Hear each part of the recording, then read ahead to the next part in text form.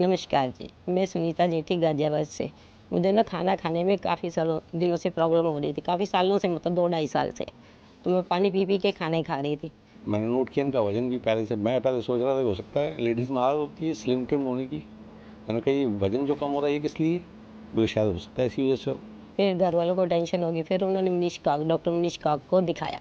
तो जैसे वो हमारे पास आए तो तुरंत हमारा सस्पिशन हुआ कि ये एक बीमारी है जिसमें फूड पाइप में रुकावट होती है, फूड पाइप सिकुड़ जाती है, जिसको अपिलेशिया कार्डिया बोला जाता है। तो जैसे हमने एंडोस्कोपी की तो वही पाया गया कि उसमें एक फूड पाइप का जो नीचे वाला हिस्सा होता है वो सिकुड़ जाता है, वो टाइट होता है और खाने को नीचे जाने नहीं देता। फिर उनका बेरियम करके टेस्ट हुआ और मैनोमेट्री करके कुछ टेस्टिंग हुई तो ये डायग्नोसिस कन्फर्म किया गया। इसमें मुश्किल से 1 या 2 दिन का टाइम लगता है। फिर मरीज़ को हमने बैठ के बातें समझाई, चीज़ें समझाई तो वो समझ गए कि ये क्या दिक्कत है। और इसमें हमने एक एंडोस्कोपी मतलब मुंह के द्वारा कैमरा डाल के ही उस मसल को, जो मसल टाइट है, उसको रिलीज़ किया। इसको पर ओरल एंडोस्कोपिक मायोटमी पॉइंट प्रोसीजर बोला जाता है या थर्ड स्पेस एंडोस्कोपी प्रोसीजर बोला जाता है। इस प्रोसीजर में मरीज़ मुश्किल से 24 से 48 घंटे हमारे पास रहे। वो संडे सुबह एडमिट हो गए और आज मंडे को वो डिस्चार्ज हो रहे हैं।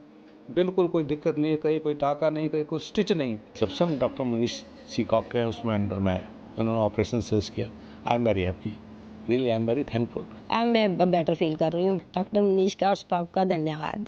एक मिरेकुलस प्रोसीजर ये है जो हम आगे लोगों को बताना चाहते हैं कि ये अवेलेबल है। मिनिमल इन्वेजिव प्रोसीजर है, थ्रू एंडोस्कोपी, मिनिमल हॉस्पिटलाइजेशन है, कोई स्कार, कोई सर्जरी नहीं और नेक्स्ट डे डिस्चार्ज भी है। और बड़ी खुशी की बात यह है कि गाज़ियाबाद में एनसीआर के इस रीजन में यशोदा हॉस्पिटल संजय नगर में यह प्रोसीजर अवेलेबल है और हो रहा है।